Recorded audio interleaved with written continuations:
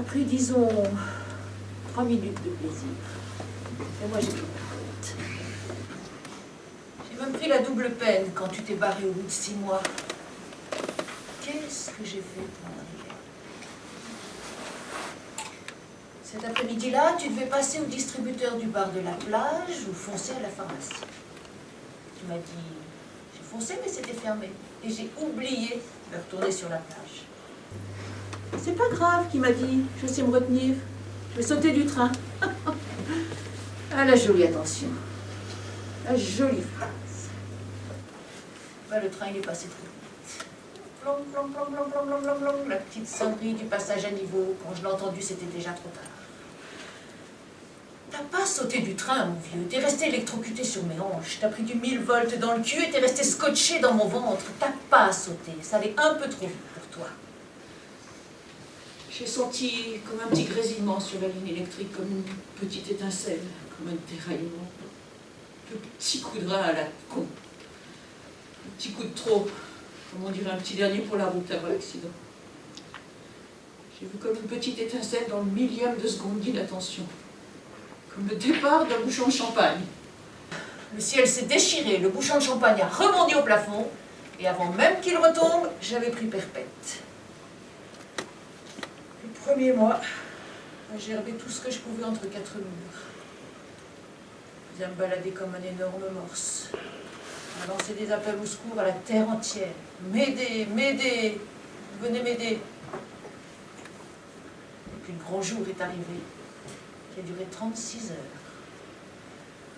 On m'a collé un boulet avec une chaîne aux pieds, et 2 énormes mamelles qui se vidaient et se remplissaient toute la journée. Cayenne. Un broyé du noir dans le baby blues. C'est là que j'ai pris la double peine. Je me dis, je supporte pas qu'elle pleure, ça m'énerve, ça me tape sur le système. Je vois plus mes potes. Je vais résumer. J'avais 19 ans. Le bel âge pour commencer à vivre et à s'éclater. Waouh! Moi, je me suis éclatée contre le mur.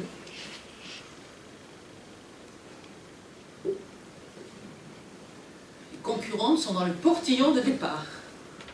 Un bon coup de pied, la belle pouliche est partie avec un bon handicap sur les épaules. Un peu trop chargée à mon bout, elle rend 25 kilos de trop. Elle est en retard sur les autres dès le premier virage. Une bonne dizaine d'années de retard sur les autres. Elle essaye de rattraper le groupe éto. Mais les autres pouliches sont déjà bien loin au vent. Plus fines, plus nerveuses, plus libres, mieux montées. Oh là là! Elle est complètement décrochée dans la ligne opposée, dans la dernière ligne droite qui lui semble interminable. On ne la voit même plus à l'écran, on ne la reverra pas. Qu'est-ce qu'elle fait? Elle s'est arrêtée pour bouffer, cette grosse vache. Elle broute sur le bas-côté. Elle broute. Elle a fini la course, elle pense qu'à bouffer. Elle ne peut même plus courir, monsieur. Et non. Plus personne ne la regarde et plus personne ne la voit. Plus personne ne l'appelle. Plus personne. Et c'est là que je me suis souvenu de la phrase. Mon grand-père avait dit à mon père et que je n'avais pas bien compris sur l'instant.